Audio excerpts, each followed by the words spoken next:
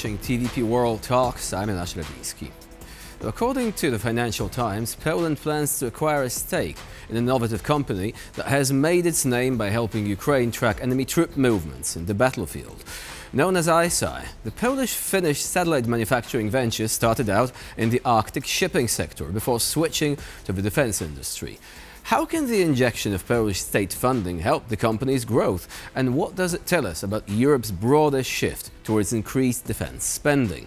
Joining us now is Kinga Gruszecka, president of the board at the Polish Space Professionals Association. Hello and welcome to TVP World. Hello. So let's talk about this company first, because it is a major success story, isn't it? It is. It's a great example for every entrepreneur in space sector in Europe. Because, you know, usually we are used to that in the US, there are these unicorns, great disruptive technologies, but this one happened in Europe. And it's amazing because some Polish took a part in this adventure. And what made this technology so unique? Because I've already mentioned they started out by helping track the movements of icebergs, I believe, just to facilitate navigation in the Arctic. But later on, they made this remarkable switch to battlefield observation, and it is all based on a technology that their satellites are using. What is it about? How different is it from what came before? I have to say that the same company helped us in the last flooding in Poland. So with Space Research Center, they combine forces, of course, with our meteorological office as well, to provide as soon as possible information about flooding in southern Poland last year. So this technology is radar technology which enable us to observe what is going on the Earth despite of the weather, despite of, for example, cloud coverage. That's a huge challenge in Earth observation community, to see through the cloud. Of course, I know clouds are very important, especially for the meteorology, but when we have a crisis like a war, humanitarian crisis or flooding, we have to see it through. You need to see the developments on the ground in real time, right? Exactly, and the same technology help us to monitor, for example, a soil movement. When we want to observe critical infrastructure, energy sector, that's very useful to have radar imagery.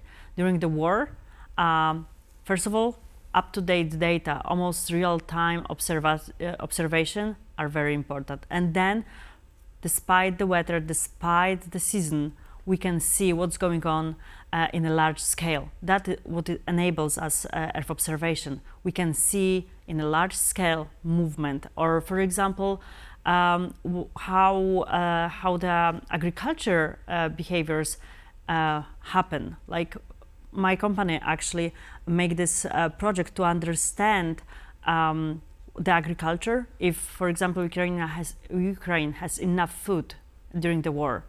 This is the same technology is used in case of humanitarian aid to actually see if humanitarian help is needed, in what amount. So this is basically a kind of technology that has a variety of applications, and the success of this company, it did not go unnoticed, right? They are planning to manufacture satellites in Germany. They already have manufacturing facilities in other countries. Now the Polish government also wants to invest to help the company grow, and the company's founders said, this is a crucial moment. We don't really have time for purely organic growth. We're taking in this funding to essentially supercharge our development. What does it tell us about the broader context, about how Europe actually wants to develop space technologies to become more independent in this regard? Oh gosh, that is so large matter and very good question, because ICEYE took a part also in a bidding process at European Space Agency to provide satellite, not satellite imagery, but satellites to governments. And that's one stop. They also provide the imagery through European Space Agency, European Commission program. So that's another thing, that we can receive this data through many programs when they are needed. But then our government, our Ministry of Defense already bought satellites from ICEYE in MicroSAR program. And the same ministry is responsible for developing, or actually buying the development of Earth observation platform I think here about Microglobe program that was signed, I think, December last year. Many steps to secure the technology, to secure the possibility to have imagery as soon as possible, and to also, what is important, the possibility to point the satellites to exact place that it's needed. We don't have to wait for the imagery to happen. Like, for example, in Copernicus program, the one that is provided by European Commission, we have data, also radar data, but we have to wait till they happen. And in Poland, it's sometimes every 7 days, every 10 days. And so when time is of the essence, this actually matters a lot. But I would also like to ask one question, because we've had this situation concerning Starlink. And obviously, this is a different technology. This is internet provided through satellite. But some say that it made us aware when there were doubts as to whether Elon Musk's company would be a reliable supplier of these services for Ukraine, that Europe really doesn't have an exact equivalent. And so Europe needs to develop its own solutions. Do you think that this was a sort of a wake-up call that may inform decisions taken not just with regard to internet solutions, but generally space technologies for Europe itself, so that it continues to cooperate with the US, but also has its own options on the table? Oh, I have to say that I think the wake-up call happened February 2022. And many researchers, the one also that at PSPA, mentioned that thanks to this war, or due to this war, we see militarization of space assets. That was a wake-up call to how we use and how we have to be independent also with the space asset, who we can trust, but also how we can protect space assets. That is also very important.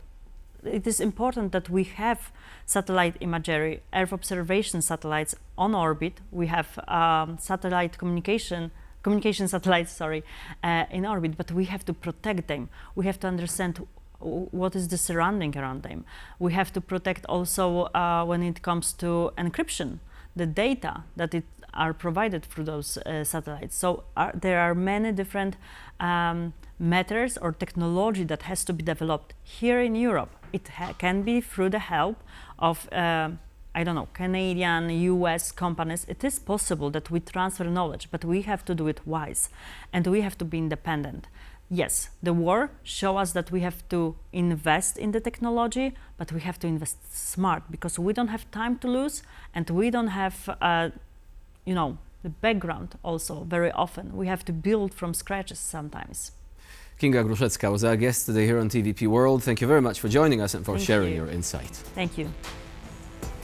And I'm Jan Szerewiński. You're watching TVP World. Please stay with us for more latest news and updates.